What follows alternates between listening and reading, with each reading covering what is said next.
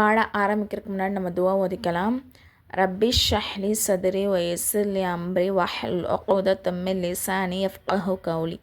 ரப்பி ஜித்னி இல்மா ரப்பி ஜித்னி இல்மா ரப்பி ஜித்னி இல்மா.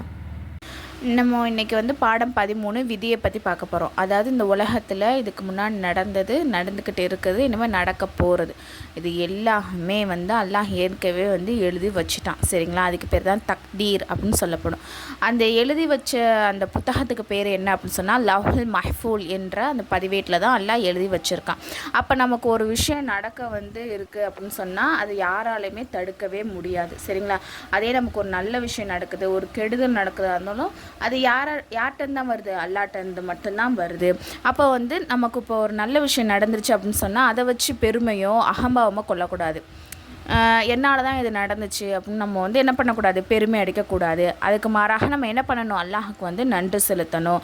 அப்படி மோசமான நிலைமை ஏற்பட்டுச்சுன்னா அப்போ நம்ம என்ன பண்ணக்கூடாது? அல்லாஹ் திட்டுறதோ ஏசுறதோ கூடாது.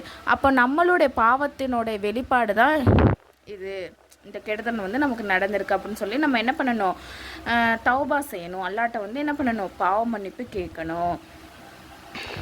அதில் ஏதாச்சும் ஒரு நன்மை இருக்கும் அப்படின்னு சொல்லிட்டு நம்ம என்ன பண்ணணும்? சபுர் செஞ்சிடணும். சரிங்களா?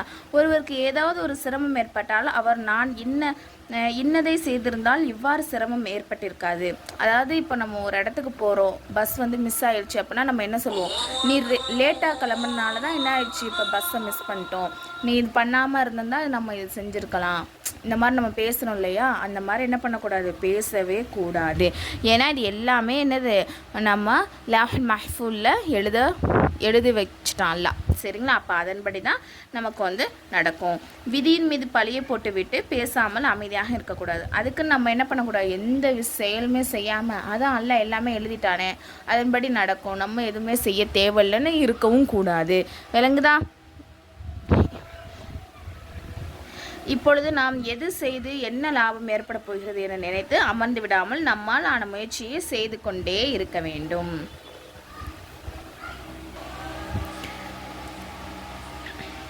நல்ல வழியில் செல்ல நினைப்பவர்களுக்கு நேரான பாதையை அல்லாஹ் என்ன பண்ணுவான்? திறந்து விடப்படுவான். அதனால் அவங்க என்ன பண்ணுவாங்க? ஈஸியாக போவாங்க. அதே ஒரு கெடுதல் செய்ய நினைக்கிறாங்க அப்படின்னு சொன்னால் அவங்களுக்கு என்னது? தீய வழியை திறக்கப்படும். அதன் வழியாக அவங்க என்ன பண்ணிடுவாங்க?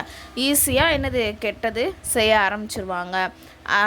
முன் சென்ற சமுதாய மக்கள் விதி பற்றி வீண் சர்ச்சையில் ஈடுபட்டு அழிந்து போய்விட்டார்கள். எனவே நாம் விதி பற்றிய விஷயத்தில் வீண் சர்ச்சை ஈடுபடக்கூடாது என அறிவுறுத்தப்பட்டுள்ளோம். அதாவது அல்லாஹ் என்ன எழுதியிருக்கானோ அதன்படி நடக்கும்னு நம்ம பொறுமையாக இருக்கணும். நமக்கு ஏதாச்சும் ஒரு கெடுதலோ அசம்பாவிதமோ நடந்துச்சுன்னா நம்மளுடைய பாவத்தின் காரணமாக தான் ஏற்பட்டிருக்குன்னு சொல்லிட்டு அல்லாஹ்ட்ட தௌபா செய்யணும். அதே ஒரு நல்ல விஷயம் நடந்துச்சுன்னா என்ன பண்ணக்கூடாது? பெருமை அடிக்கக்கூடாது.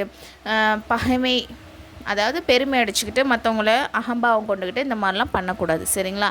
அதே விதி மேலே பழிய போட்டு அதை எல்லாமே எழுதப்பட்டுருச்சுல, அப்புறம் நம்ம ஏன் செயல்படணும்னு சொல்லிட்டு என்ன பண்ணக்கூடாது? நம்ம எதுவுமே செய்யாமலும் இருக்கவும் கூடாது. அதே மாதிரி நம்ம இந்த விதி விஷயத்தில் நிறையா என்ன பண்ணக்கூடாது? சர்ச்சைகளில் நம்ம சிக்கிடக்கூடாது.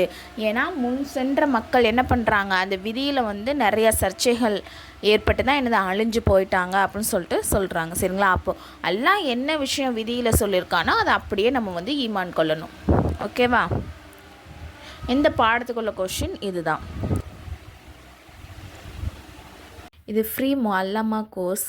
இது நம்ம சர்டிஃபிகேட் கொடுத்துருவோம் இன்ஷா அல்லாஹ். இந்த கோர்ஸில் ஜாயின் பண்ணுறதுக்கு விருப்பம் உள்ளவங்க, அதாவது ஒன்லி லேடிஸ் மட்டும், நான் கீழே டிஸ்கிரிப்ஷனில் டெலகிராம் சேனலோடைய லிங்க் கொடுக்குறேன். இன்ஷா அல்லாஹ் விருப்பம் உள்ளவங்க மட்டும் அதில் ஜாயின் பண்ணிக்கோங்க. இன்னும் டீட்டெயில்ஸ் அந்த சேனலே நான் கொடுத்துருக்கேன். அஸ்ஸலாமு அலைக்கும் வரஹ்மத்துல்லாஹி வபரகாத்துஹு.